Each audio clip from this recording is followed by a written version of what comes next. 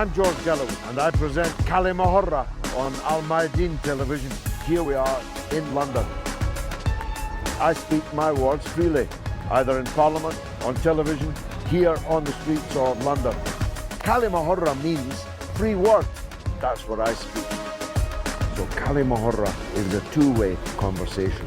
Check it out on Al Mayadeen television.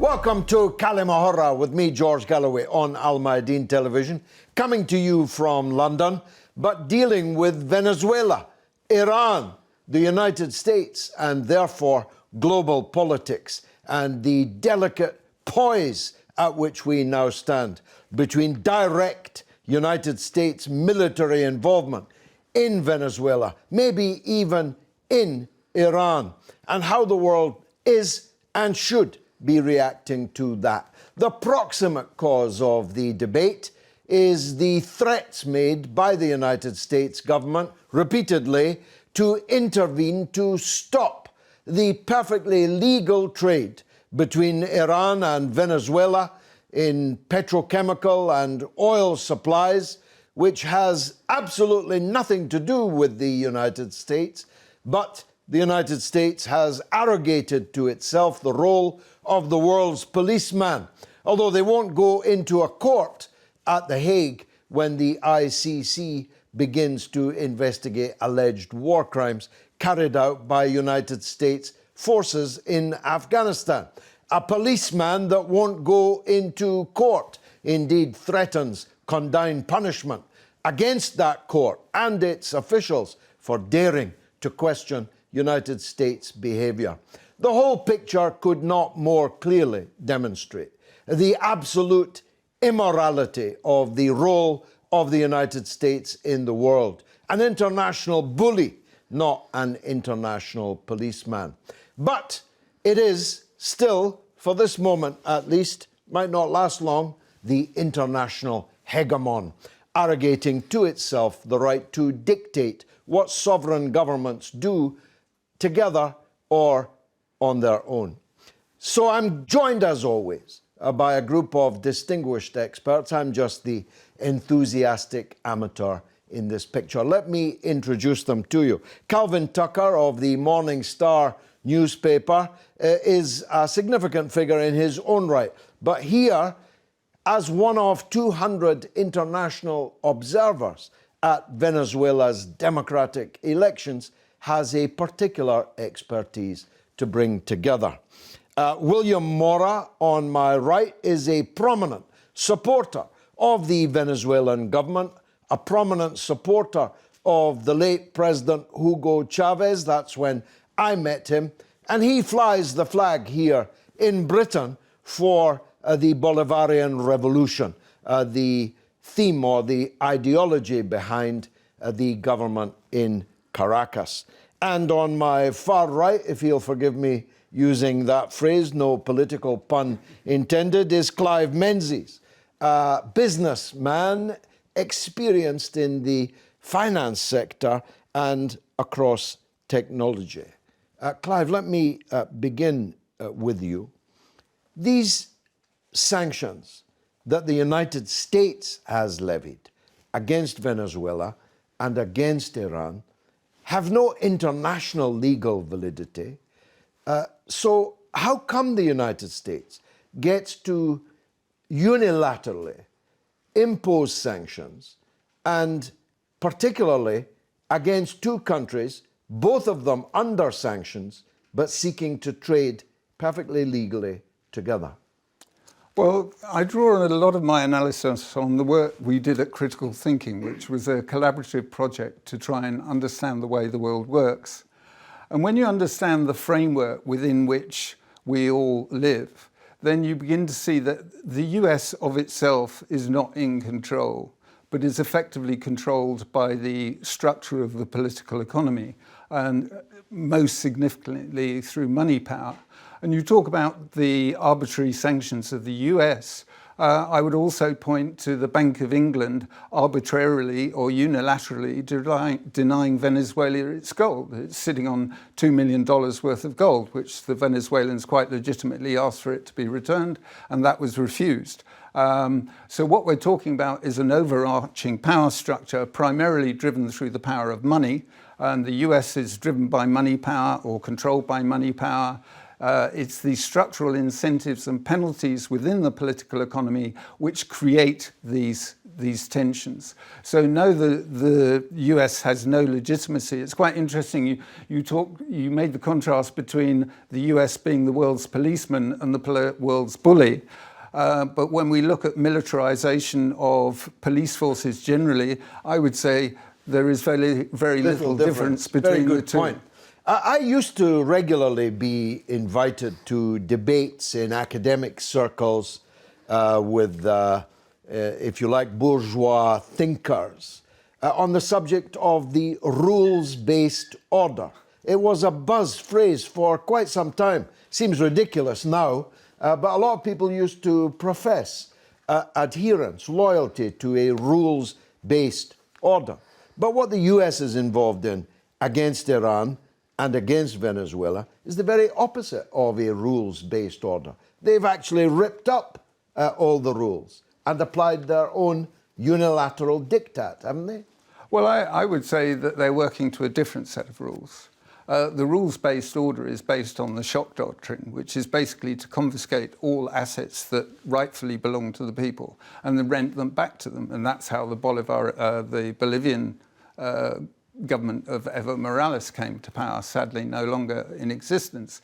And if you look at what's happened progressively across Latin America, the Middle East was something of a distraction from 9/11 onwards because it kept the focus on the Middle East. In that time, you saw the genesis of some real grassroots, I hate to use that word because it's manipulated, but from the bottom up under Hugo Chavez, you had this surge of people power that actually started to control its own destiny and fostering similar movements in Ecuador, in Bolivia, and in Argentina. All that has now been swept away, and Venezuela is the last standout, if you like, as is Iran in the Middle East, along with Syria, where obviously the US hegemony and imperial ambition has been thwarted. But it hasn't gone away, though. It hasn't gone away, and I think that what we're seeing actually, because this has a context of the global financial system, and that is currently being deliberately collapsed. And within that context, what we're looking at in terms of America is it's in its final throes as an empire. And these, to some extent, are the last gasps of imperial ambition. Now, whether that will be subsumed into a world government, which is the primary plan, or whether the baton will be passed to possibly Israel or China, who knows? But they are all controlled by money power, so that isn't actually going to change anything much. I'm surprised you think there's a plan. It doesn't look very much like a plan to me, but we'll come back to that. Calvin, as you look today at the state of the United States, at the absolute chaos that exists in the United States, does it surprise even a veteran anti-imperialist as you that they're still getting involved in Iran and Venezuela and between the two?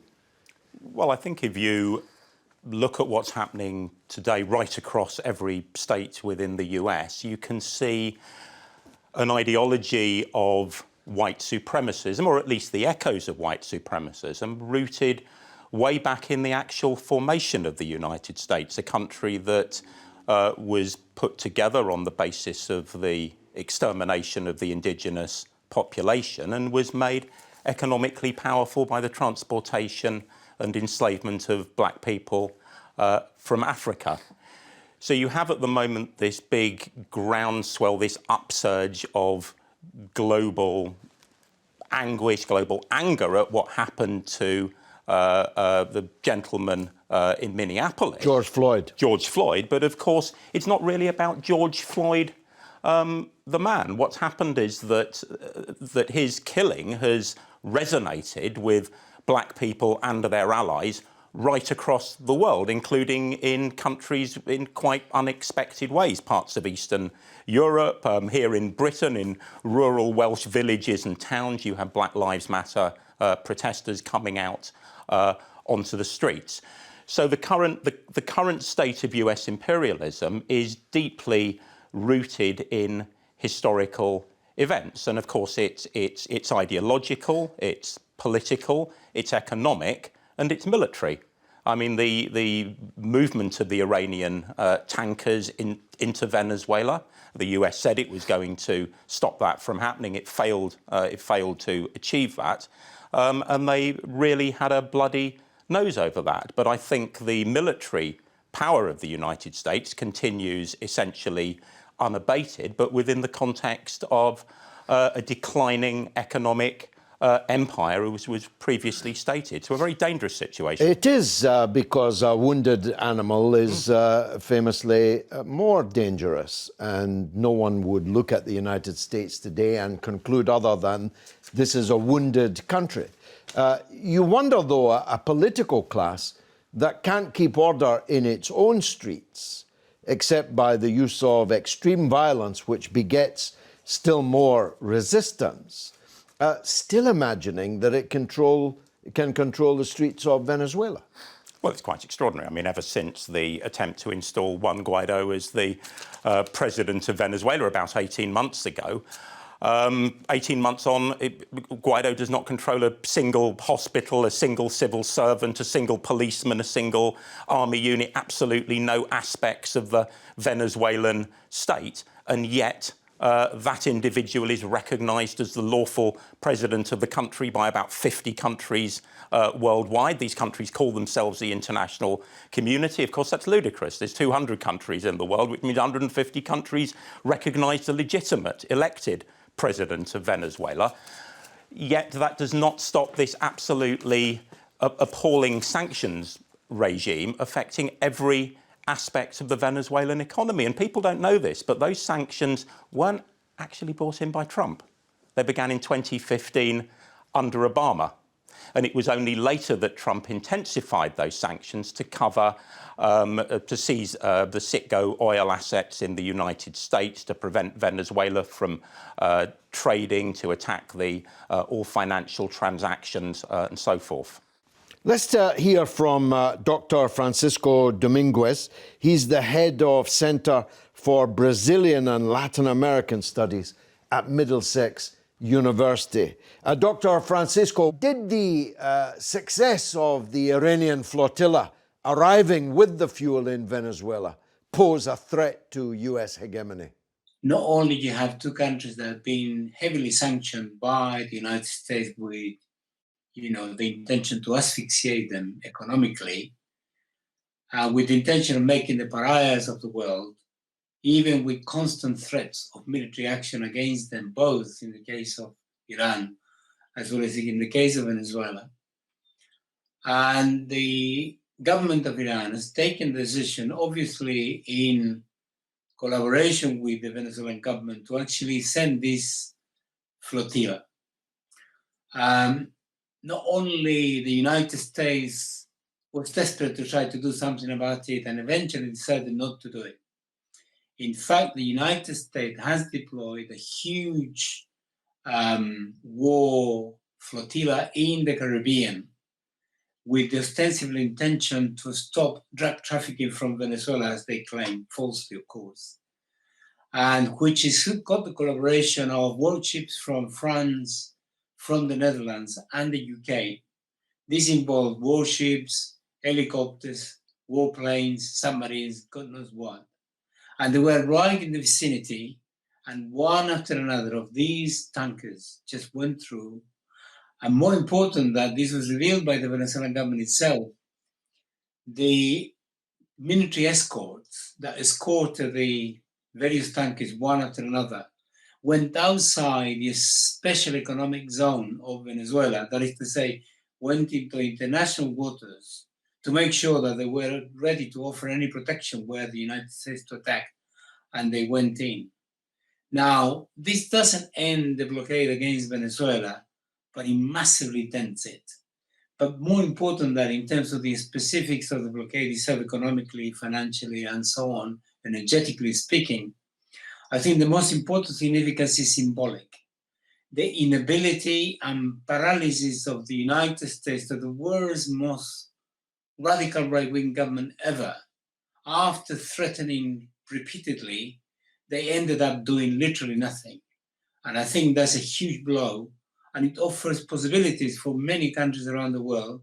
And it's going to change the world quite dramatically, because it's likely to happen again and again and again, not necessarily only between Venezuela and Iran, but I'm sure between Venezuela and others, Iran and others, and many other countries and others, because it's totally unacceptable. The United States uses extraterritorial military threat to impose its illegal will and criminal will on countries that all they want to do is trade and collaborate peacefully. William, it's your country.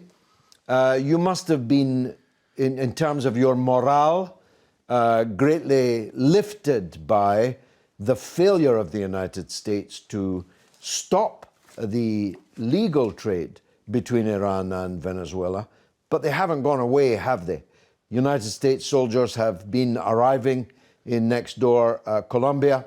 The sanctions have been intensified, the rhetoric ramped up. How do you see the current situation between US imperialism and your country? This is a long battle we have with the United States since the beginning of the revolution in 1999. At the moment we announced our constitution, the shape of the constitution was challenging the dogma of the United States. The way how the constitution established the distribution of power to the people and create the need to create structures at the grassroots to start taking decisions by their own, community-based. President Chavez then moved into modifying the economy system and regain sovereignty on the oil industry. And that was the nerve that touched the empire. When we declared that the oil belongs to Venezuela, immediately we moved the Venezuelan reserve out of the ExxonMobil books into Venezuelan books. ExxonMobil used to lend money using Venezuelan reserve as their own. When we declared that, ExxonMobil declared that they are having losses, and with ExxonMobil, all the corporations inside the United States. The rhetoric we are seeing lately is just a projection of that battle that started in 1999 and then 2001 when President Chavez announced the new laws that enforced the Constitution and then propagate forward the movement, the movement of the project. Immediately the United States started having reactions, violent reactions against Venezuela political structures. The coup d'etat in 2002, then the military invasion of mercenaries in 2003, the oil strike in 2003, and then consecutive manipulations and using the Venezuelan opposition as a puppet of the United States interests.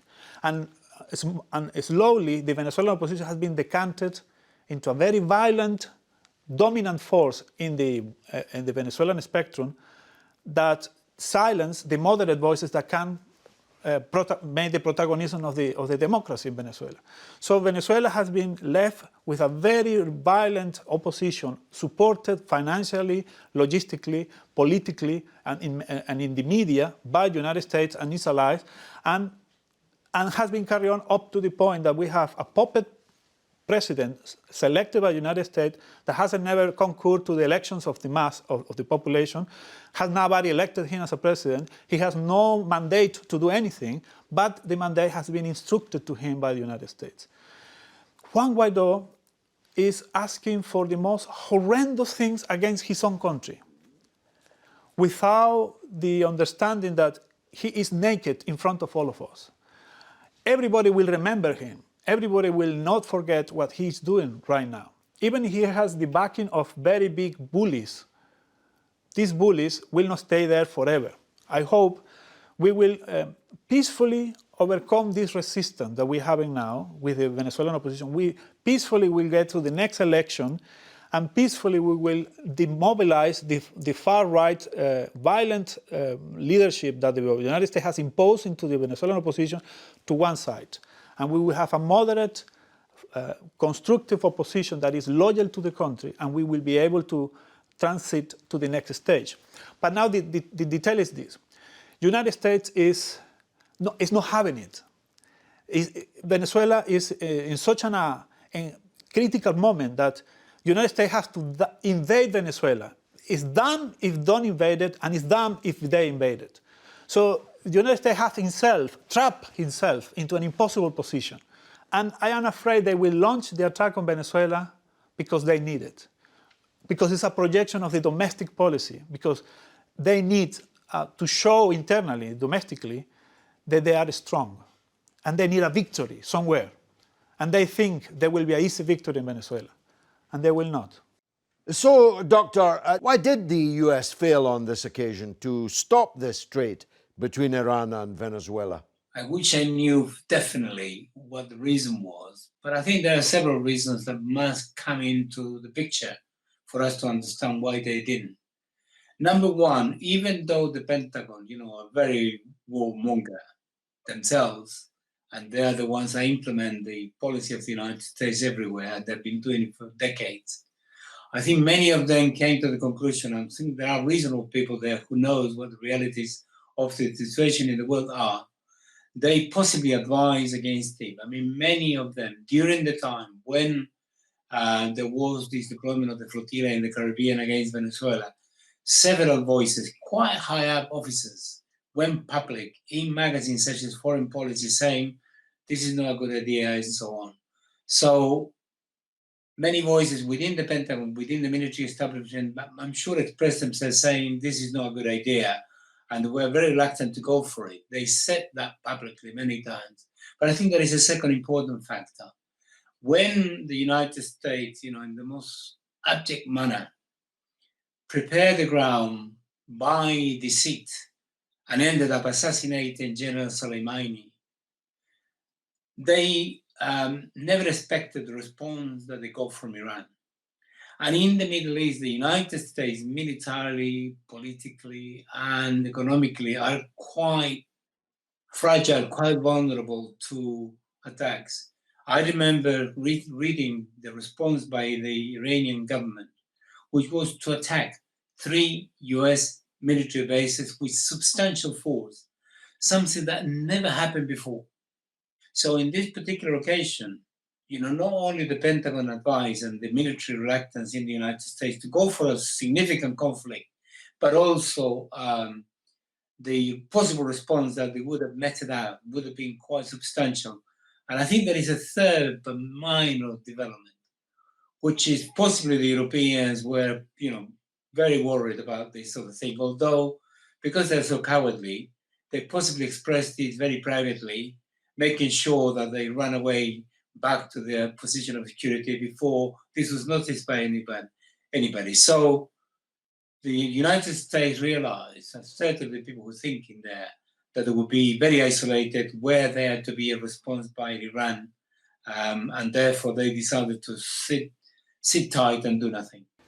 Thank you, Dr. Francisco. Much more of this coming up after the break. Stay tuned.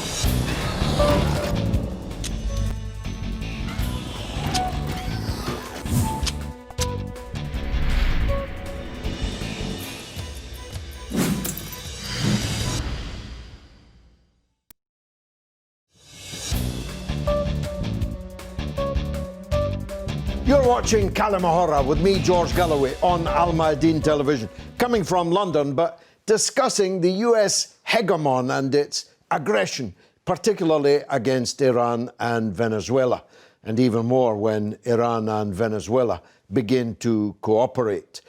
Calvin, we've seen this, of course, before, those of us old enough to remember. The purpose of these sanctions and economic destabilization is to make the economy scream in the country that's being targeted, or make the people rather scream. We saw it in Chile in the run-up to the overthrow of President Allende. We've seen it in many places. But it isn't making Iran scream, and it isn't yet making Venezuela scream.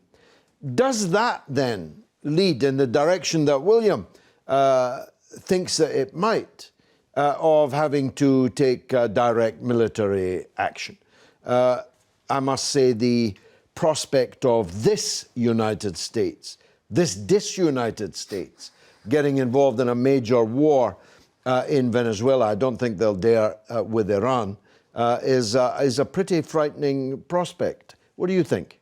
I think you're quite right. I mean, I think the United States hegemony is breaking down internally in the US. We've got the racial fault lines, the regional fault lines, economic fault lines running across every part of that country. So I think it's weakening internally. I think it's weakening economically, at least in relative terms to China. And of course, I think that lies behind why Donald Trump turned the US imperial fire from Russia and concentrated that on China. And there's been some signs from EU countries that they're now picking up on the anti-Chinese bandwagon.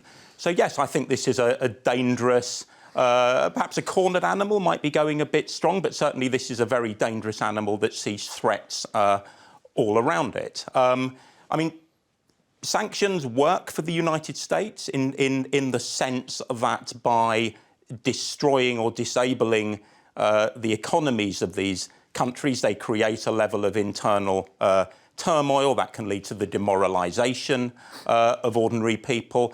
And of course, ultimately, governments are judged by their ability to deliver what ordinary people need: homes, food, health, education, all the things that William was talking about, that the Bolivarian revolution in Venezuela had such a proud record until imperialism was able to intervene both through sanctions and also by manipulating the price of oil, going back for decades, but over recent years, that's had a substantial effect on Venezuela's ability to look after its own people. I mean, the economic situation in Venezuela for ordinary people, I think, is fair to be described as dire at the moment. I mean, the reason, in my view, that they're hanging on is because they have a government committed to looking after ordinary working class and poor people in the barrios. The barrios are the popular districts where working class and poor people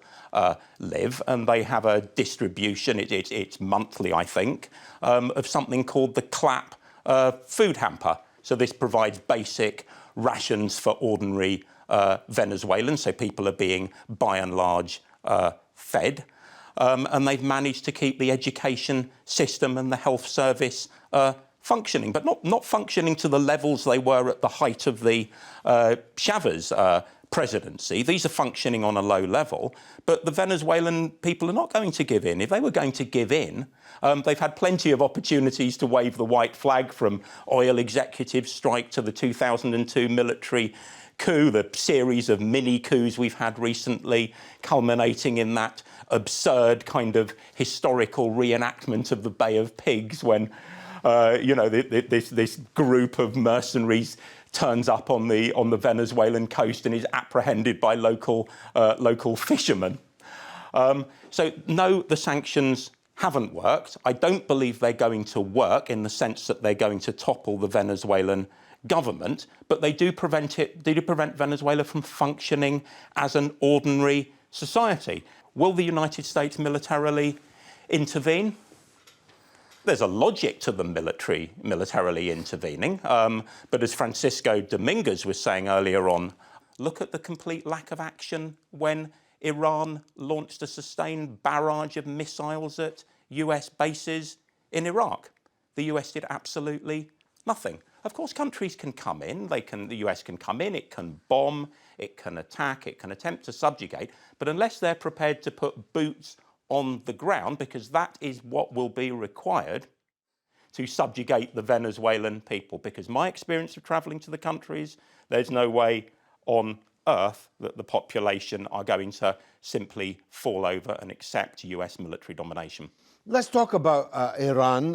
Dr. Yassamine Mather from Oxford University, St. Anthony's College, is Iranian, a highly experienced campaigner on the issues confronting her country. Dr. Yassamine, welcome. Doctor, why do you think the US failed to intervene between the Iranians and the Venezuelans? In my opinion, there are two elements. One is the current situation, even before the last weeks, which coincided with the travels of the flotilla, the US president was facing a major crisis. Already 100,000 people died from coronavirus. Of course, after that, he lost even more support because of his attitude towards race. But I think he has quite a lot of enemies within the United States. Former defense minister Matters. So you see a situation which was unique, probably historically.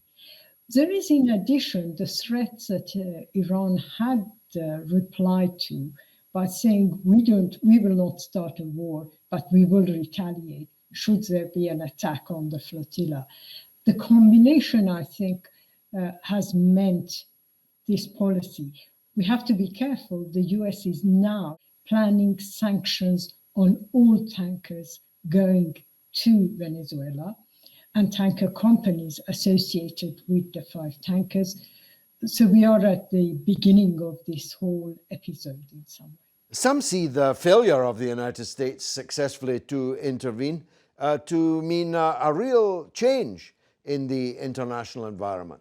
How far do you think this shake-up will go? It really depends. I think at the current moment in history, the US president is extremely isolated, and he has made himself isolated, both internally and internationally. And that has given this opportunity. And of course, we are going to see a major economic crisis that will have long-term effects on the US economy and global economy, global capitalist economy. And therefore, there is talk of the rise of China and other international issues. Having said all that, I think the US remains the hegemon power in the world. And we have to see what happens in November. Maybe another US president will regain, if you like, the support of the international communities, the ones that Trump has lost, and position himself more within the sections of both Congress, but also the military, who will back him more. What will Iran do now, given that they are still facing very serious economic sanctions from the US? Well, Iran is in a very difficult position economically because of the sanctions. So it would try, as any country that is under such pressures, it would try to continue this by selling oil to other countries either openly or maybe more secretly, but it has to survive. An economy for 80 million Iranians cannot continue without selling oil. And as you know, the price of oil has dropped because of the crisis and so on. So Iran will try, and any other country in that position would have done exactly the same, will try and find ways out of it. Having said that, I think the scale of the problems that Iran is facing economically are tremendous. And these will not necessarily solve the long-term economic problems. Is this the beginning of the end of United States hegemony in the world? Well, the US has been in decline, and the decline is showing itself. In the election of Trump, it shows itself, and there is contradiction. But as I said before, I think economically, but also in terms of military air power, the US remains a powerful country, and there will be time before, maybe decades, a couple of decades, before another country can overtake it. Dr. Yassamine, thank you. Clive, what options do the US have short of war to assert their hegemony, which we're all talking about? What can they do on the level of this money power that you talked about, where they are undoubtedly still the king?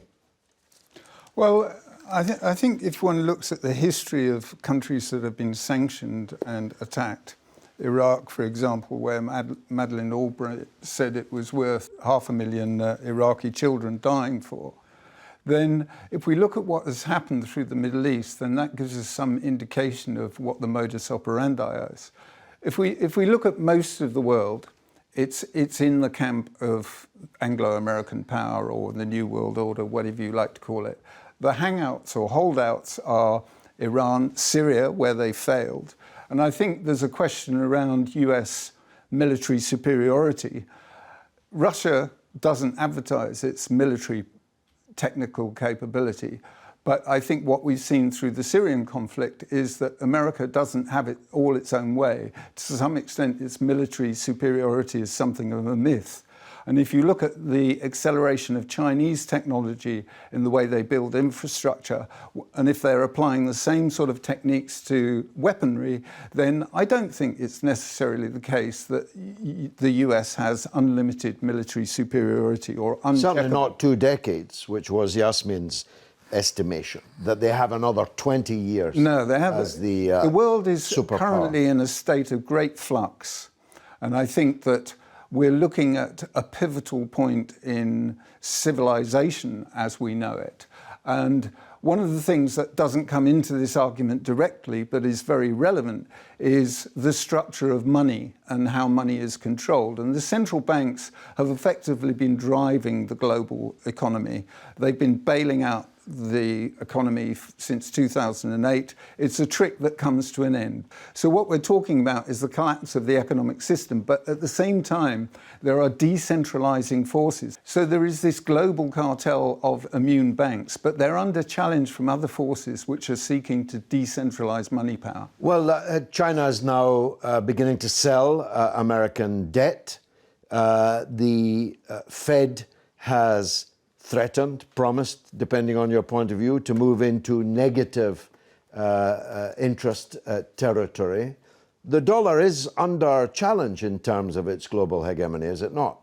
Well, certainly, and I would say that goes for sterling, it goes for the euro, it goes for Japanese yen. If you continue to issue currency, it's a trick that gives a feel-good factor in the stock markets, not necessarily for the people.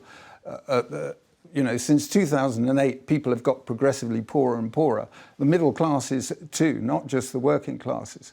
But those at the top, the plutocracy, which was described in a report by Citibank in 2006, basically there are 2 economies. So when you look at averages, they're meaningless because there is the economy for the rich, luxury goods and all the rest of it. And then there is the economy that most people live in. And what is happening at the moment, there is a lack of demand in the economy. So we've got opposing forces. We've got massive deflationary forces, which already began before the so-called coronavirus. But at the same time, we've got the central banks, such as the Federal Reserve, which started inflating its balance sheet, its reserves, in September 2019. And sooner or later, money is all about confidence. And when confidence goes, that's when everything falls apart. And that's why you're hearing Mark Carney, who's now moved to responsibility for climate and money, talking about a digital currency, a global digital currency related to energy. So money power has a plan, which is a global currency, but there are also decentralizing forces, self-interested forces that are doing this out of self-interest, that are actually chipping away at this concept of centralized money, which has been with us for hundreds of years. Let's get a view from across the Atlantic from Wyatt Reed, who's in Washington, D.C. He is a D.C.-based journalist who focuses on Latin America. But he's also the producer of By Any Means Necessary on Radio Sputnik and a frequent contributor to The Grey Zone. Wyatt, welcome to the show. How important do you think the export of Iranian fuel to Venezuela will turn out to have been? The Venezuelan government has achieved a number of huge PR victories, and not just propaganda victories, but actual victories for the working people of Venezuela in the past few months. After foiling this bizarre, seemingly U.S.-backed, or at the very least, this attempted coup that the CIA was aware of, if nothing else, was aware of and did nothing to stop, as far as we can tell. In addition to this sort of Bay of Piglets, as it's being described, just a few months ago, we now have Iran and Venezuela cooperating together to alleviate these tremendous gas shortages. We recently spoke with Venezuelan Foreign Minister Jorge Ariasa. He described this campaign, this fight, this battle being waged as tremendously important to the Venezuelan people, and as really sort of the first step in this new economic order that Venezuela and other non-aligned movement countries are hoping to lay out going forward. So yes, tremendously important, not just for the Venezuelan people. In addition to the gasoline, we now have crucial parts that are going to be able to repair Venezuela's oil refineries and get that sector back in motion. So important from the perspective of just allowing mobility within Venezuelan society and also getting that country's economy back up and running. How is this being portrayed in the US? Do people know about it? What do they think about it? And might it lead to still more aggression by the United States? Yeah, I think we see frustration, really. Frustration, anger, impotence was a great word from the Washington Post. They are not saying more because there's not much to say that isn't, we lost, this is embarrassing. So, we're seeing a move yesterday, this was reported in Bloomberg, to prepare, the Trump administration is preparing sanctions on as many as 50 oil and fuel tankers as part of an effort to cut trade between Iran and Venezuela, according to a person familiar with the matter. So unclear who exactly that is. This is Bloomberg reporting it. And sanctions, again, predictable, right? But this is kind of the point of the whole struggle that we're witnessing. The sanctions are their only recourse at this point. And they've already been proven really to not be willing to back it up with the military force that would be necessary to make this more meaningful. So they've already exposed themselves, as Mao Zedong, as a paper tiger, of an imperialist paper tiger. So you see now that there are certain actions that they cannot do, and just by failing to attack Venezuela or Iran, to aggress against them militarily for the supposed sin of daring to cooperate on matters of trade, just by not reacting to that, well, they are now opening the door to any country in the world, and there are a lot of them which face U.S. sanctions, now defying those sanctions and knowing, well, nothing happened to Venezuela, nothing happened to Iran, they slapped more sanctions on us. Well, they're already sanctioning us. You know what? We're just going to have to keep doing it and go forward and let the U.S. worry about itself. William, Chairman Mao was definitely premature, to say the least, in the 1960s to describe the United States as a paper tiger. It's eaten a lot of people since Mao said that. If not a paper tiger, certainly an enfeebled one, a cornered one, a wounded one. Why are you so anxious that they might fancy wading ashore in your country? Wouldn't that risk another Vietnam and therefore another defeat? They are convinced that Venezuela is an easy piece of food. That's what they said about Iraq. They keep telling everybody that, and they keep telling themselves because they keep, I don't know where, they keep gathering this ill intelligence. My concern is, based on that tradition of gambles and mistakes, they will launch another one because they are convinced they can quickly do it. They think, for a reason, they will be welcome with victories. And they forgot how we treat Nixon when he came to Caracas. He was pushed out. He was an embarrassment. He don't want to talk about the visit to Caracas. President Nixon. So why you want to repeat the same mistakes? Well, look, many people are puzzled at the role of this Juan Guaidó. As Calvin mentioned earlier, 50 countries in the world continue to recognize him as the president. It looked pretty stupid at the time. It is It looks utterly farcical now. What do the people in the street in Venezuela think of this man, and how come he's still at liberty to walk around calling for the invasion of his own country? We learn from our own mistakes. When the position of Juan Guaidó was first occupied by Leopoldo López. And Leopoldo López launched these guarimbas, that violent protests planned well ahead, and they pretend to be spontaneous. But there were logistics arriving to Caracas from Miami. Money was donated well beforehand, before 2014.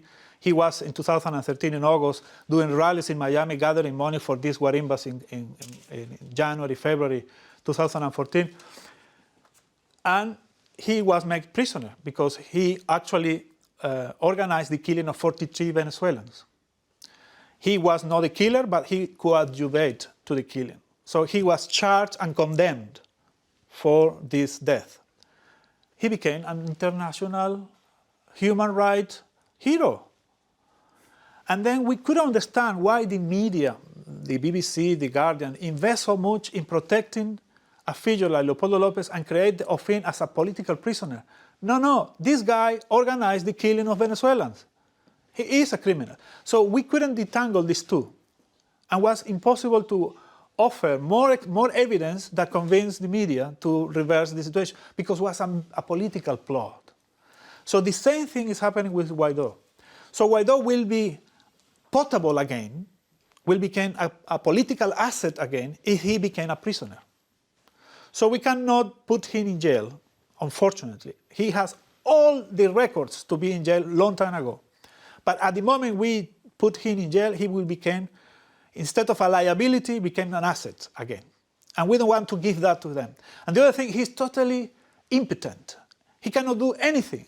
He's a laughable stock. So in terms of legal stuff, he should be in jail. I think he will be in jail eventually. Last question for all of you, and very briefly, with 2020 vision, if we were to hold this program again, say in 2 years' time, will the United States have prevailed either in Iran or in Venezuela? Calvin. It's always a risk at predicting the future, George, but I'll have a go. The answer is no in either case. I don't believe the US is likely to launch a military invasion of Iran. It may well take some military action stopping short of an invasion. The same situation applies in Venezuela, but unless the US is willing to put boots on the ground in Venezuela, it won't succeed, because if they kill Maduro, and they've tried several times, the drone attack, the recent mercenary excursion, if they kill Maduro, simply another Maduro will take his place. The Venezuelan army's 500,000 strong. It's united. If it was going to crack, it would have cracked by now. 10 times that many civilians are organised in citizens' militias. These people are highly motivated, highly politicised. They understand what the issues are, and they'll fight. If the US goes into Venezuela, there will be a catastrophic bloodbath. But even if they did, they still won't win. Clive. I similarly am loath to make predictions, but I'd say this is a question relating to the world rather than specifically Venezuela. The world is in a state of transition, and we're going to go through the Western world, something that we've not experienced in our lifetimes, but our parents' generations experienced, the sort of dislocation that arises from economic collapse and internal warfare. So I think if the forces of decentralization prevail, then Venezuela and many more countries will be free, all of those that have been under oppression, whether we're talking about the Kurds across the Middle East or the Palestinians. If the forces of decentralization prevail, then we're looking at a much better world for everyone, including Venezuela and Iran. William, last word to you. We have to embrace for impact. The situation will get very bad in some point in this year, next year. The United States is launching a massive bailout of 9 trillion into the economy and will create a massive inflation factor inside the United States. That is my perception of the crisis. So the foreign policy of the United States is a reflection of the internal policy, domestic policy. The only thing I want to say is in 2 years' time, only solidarity between nations will help us to get through. This is a massive shock wave coming. We have to embrace for impact and we have to embrace together. So the solidarity that I see between Iran and Venezuela, I bless it. I bless it heartfully because even in the most dramatic circumstances, with the most atrocious penalties, with more punishment in our ways, we help each other and we want to everybody understand that regardless of the language, the religion, the pole of the planet you live, if we help each other, we will get through this together. Fasten your seatbelts. Embrace for impact. It's been marvellous for me. I hope it was for you. I've been George Galloway. This is Al Mayadeen Television, and you have been a wonderful audience. Thanks for watching.